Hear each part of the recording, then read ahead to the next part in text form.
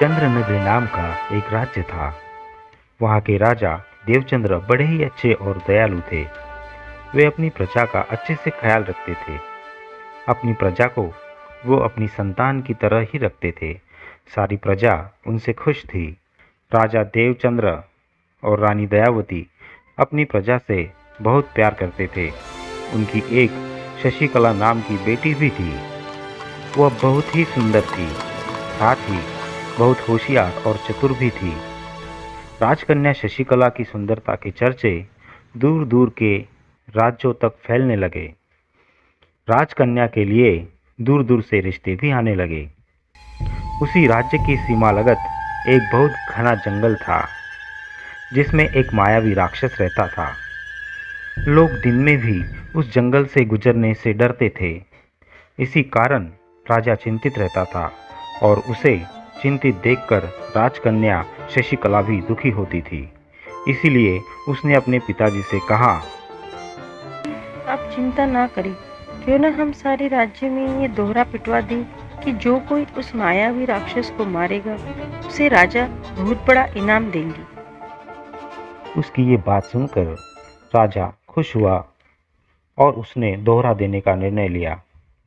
राजा ने अपने मंत्री को बुलाकर दोहरा देने का आदेश दिया। हर गांव में ये दोहरा दिया जाने लगा। सुनो सुनो सुनो सुनो गांव वालों, जो कोई मनुष्य उस मायावी राक्षस को मारेगा, राजा उसे इनाम के तौर पर 1000 सुवर्ण मुद्राएं देंगे। सारे राज्य में ये बात फैल गई, लेकिन कोई मनुष्य ये साहस करने के लिए तैयार नहीं था। इसी राज्य के एक छोटे से गांव में एक गरीब नौजवान अपने माता पिता के साथ रहता था। वो बहुत ही ईमानदार और होनहार था। उसके माता पिता उसके लिए सब कुछ थे। उसके माता पिता बहुत बूढ़े हो चुके थे। वह उन्हें सारे सुख देना चाहता था। वह उनकी सारी सेवा भी करता था। उसकी अभी तक शादी नहीं हुई थी, क्योंकि कोई भी पिता अपनी लड़की को उस गरीब इंसान को देने को तैयार नहीं था। और इसी बात को लेकर उस नौजवान के माता पिता दुखी रहते थे। उन्हें उस नौजवान की चिंता होती थी कि हमारे बाद कौन उसका ख्याल रखेगा। गरीब नौजवान को इस बात का अफसोस रहता था कि वो अब तक उनके लिए कुछ नहीं कर पाया। वह नौजवान दूसरों की खेती में काम करके थोड़ा कमा लेता था और अपना और अपने माँ बाप का पेट भरता था। एक दिन उस नौजवान ने इस दोहरे के बारे में सुना और उसे लगा कि अगर वो उस मायावी राक्षस को मारेगा तो उसे इनाम मिलेगा और उस इनाम से वे अपनी माँ बाप को खुशियाँ दे पाएगा।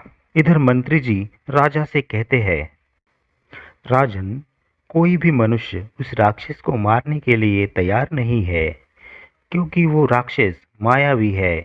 कोई भी शस्त्र उसे मार नहीं सकता, ऐसा लोगों का कहना है। यह बात सुनकर राजा चिंतित हुआ। राजा को चिंतित देखकर रानी बोलती है, आप चिंतित न हो महाराज, कोई तो होगा जो उस मायावी राक्षस का वध करेगा। आप आशा न छोड़िए। यह सभी बातें राजकन्या चुपके से सुन रही थी और मन ही मन ये सोचने लगी कि अगर कोई मनुष्य उस मायावी राक्षस को मारने के लिए तैयार नहीं हुआ तो क्या होगा। अब उसे राजा की चिंता सताने लगी। वह राजकुमारी अपने पिताजी को दुखी नहीं देख सकती थी और उसने मन में ठान ली कि वो भेष बदलकर उस राक्षस को मारने जाएगी। इसलिए उसने अपनी सहेली की मदद से महल से बाहर जाने की तरकीब निकाली और राजा से पूछने लगी, क्या मैं अपनी सखियों के साथ पास के गांव की देवी माँ के मंदिर दर्शन करने जाऊं? देवी माँ को यह संकट दूर करने की प्रार्थना भी करूंगी। मेरी मन से यह इच्छा है। उसकी यह बात सुनकर राजा ने उसे मंदिर जाने की इजाज़त दे दी। राजकन्या बहुत खुश हुई। उसने दूसरे ही दिन जाने की तैयारी शुरू की। इधर गरीब नौजवान अपने माता पिता से कहने लगा, मैं काम से दूसरे गांव जा रहा हूँ। आप दोनों अपना ख्याल रखना। मैं शाम तक वापस आ जाऊंगा और अगर देर हो गई तो घबराना मत। मैं अपने मित्र के घर रुक जाऊंगा और दूसरे दिन वापस आऊंगा। उस नौजवान की बूढ़ी माँ उस नौजवान से कहती है, बेटा संभल कर जाना और उस जंगल के रास्ते से मत आना। तुम्हारे आने तक हमें तुम्हारी चिंता रहेगी। दूसरे दिन सुबह राजकन्या और उसकी सहेलियां निकल पड़ती है। राजकन्या एक जगह भेष बदल लेती है और जंगल के रास्ते वे सभी निकल पड़ते हैं। बहुत दूर चलने के बाद उसे उस राक्षस की आवाज़ सुनाई देती है। तब उसे एक बड़ा सा किला भी दिखाई देता है। वो चुपके से अंदर देखने लगी। एक बड़ा राक्षस जोर जोर से हंस रहा था।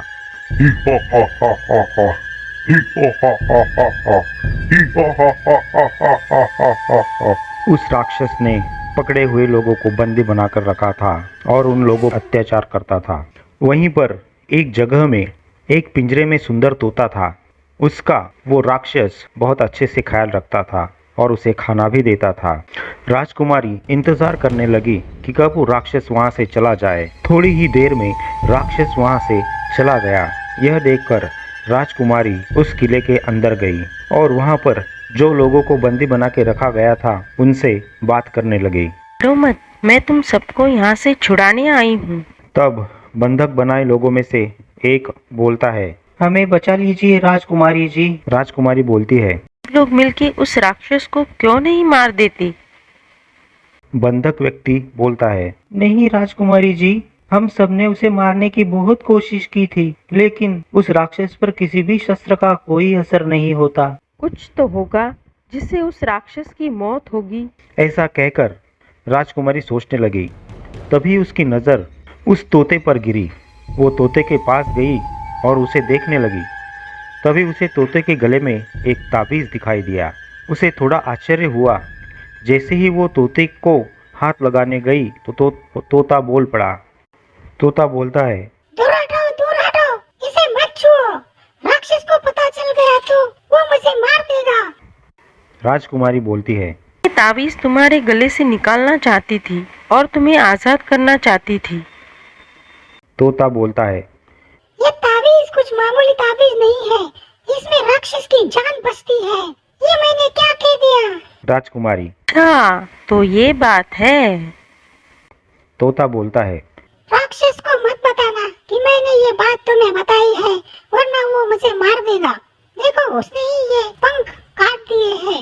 अगर इस ताबीज को कुछ हो जाएगा तो वो मुझे मार देगा। राजकुमारी कहती है, पर अगर ये ताबीज ही नहीं रहेगा तो वो राक्षस भी मर जाएगा और तुम आजाद हो जाओगे। तोता कहता है, अरे रे, हाँ, ये तो मैंने सोचा ही नहीं था। डर के मारे मेरी सोच ही बंद हो गई थी। जैसे ही राजकुमारी ताबीज निकालने गई, इतने में वो राक्षस वापस आ गया और उसने उस राजकुमारी को देख लिया और उस राक्षस ने राजकुमारी को भी बंदी बना लिया। राजकुमारी कहती है, मैं क्या करूं? अगर शाम तक घर वापस नहीं गई तो पिताजी बहुत चिंता करेंगे। हे देवी माँ, मेरी मदद करो। तो भी उसी वक्त अचानक से वो नौजवान वहां पहुंचा और वो राक्षस से लड़ने लगा, लेकिन उसकी तलवार का राक्षस पर कोई असर नहीं हो रहा था। उसी वक्त राजकुमारी बोलती है, इंसान, इस राक्षस की जान उस तोते के गले में पहने हुए ताबीज में है। जब तक तुम इस ताबीज को नहीं तोड़ोगे, राक्षस नहीं मरेगा। उसकी ये बात सुनकर और उसने उस ताबीज को तोते के गले से बाहर निकाला और उसे तोड़ दिया। जैसे ही ताबीज टूटा, राक्षस मर गया और जमीन पर गिर पड़ा। उसके बाद उस नौजवान ने राजकुमारी और बाकी सभी बंधक लोगों को आज़ाद कर दिया और तोते को भी। उसके बाद नौजवान सीधा राजा के महल पहुंचता है। नौजवान कहता है, महाराज जी की जय हो। मैंने उस मायावी राक्षस को मार दिया है। मुझे मेरे इनाम की सुवर्ण मुद्राएं दे दीजिए महाराज। मुझे मेरे बूढ़े बाप बाप के पास वापस जाना है। वो घर पर अकेले हैं और मेरी चिंता कर रहे होंगे। मंत्री जी कहते हैं, पर तुम्हारे पास क्या सबूत है कि तुमने उस राक्षस को मारा है? नौजवान कहता है, मेरे पास सबूत तो कोई नहीं है, लेकिन वह नौजवान वहाँ पर की सारी हकीकत राजा को बताता है। राजा बोलता है, हो सकता है तुम झूठ नहीं बोल रहे हो, पर मैं तुम पे विश्वास कैसे करूं? क्या तुम वहां बंदी हुए लोगों में से किसी को यहाँ ला सकते हो? वो सारे खुशी खुशी चले गए। अब मैं उनको कहाँ से ढूंढूं? ऐसा कहकर वो निराश होकर बाहर जाने लगा। तभी उसे किसी ने आवाज़ दी। राजकुमारी कहती है, भले इंसान रुक जाओ। नौजवान को ये आवाज़ जानी पहचानी लगी। उसने मुड़कर देखा तो वहाँ राजकुमारी आई थी। उतने में महाराज बोलते हैं, तुम इसे कैसे जानती हो? राजकुमारी, मुझे क्षमा कर दे, मैंने आपसे झूठ बोला। मैं देवी माँ के मंदिर नहीं बल्कि उस राक्षस को मारने गई थी। और उसने राजा को सारी हकीकत बता दी कि कैसे उस नौजवान ने उस राक्षस को मारा और कैसे सभी लोगों को आज़ाद किया। महाराज कहते हैं, मुझे तुम पर गर्व है बेटी, और शुक्रिया नौजवान, तुमने अपनी बहादुरी से इस राज्य को और मेरी बेटी को बचा लिया है। मंत्री जी, इस नौजवान को सम्मानपूर्वक इनाम दिया जाए। नौजवान कहता है, महाराज शुक्रिया, धन्यवाद महाराज, धन्यवाद राजकुमारी जी, और मुझे माफ़ कर देना, मैंने तब आपको पहचाना नहीं। और आगे नौजवान कहता है, महाराज मैं आपको एक विनती करना चाहता हूँ। इस इनाम की आधी हकदार राजकुमारी जी भी है। अगर उन्होंने मुझे उस तावीज़ के बारे में नहीं बताया होता तो शायद मैं उस राक्षस को नहीं मार पाता। उसकी ये बातें सुनकर महाराज बहुत प्रसन्न हुए और उस राजा ने उस नौजवान को अपना सेनापति नियुक्त किया और राजकुमारी का विवाह भी उस नौजवान के साथ कर दिया और वो खुशी खुशी रहने लगे।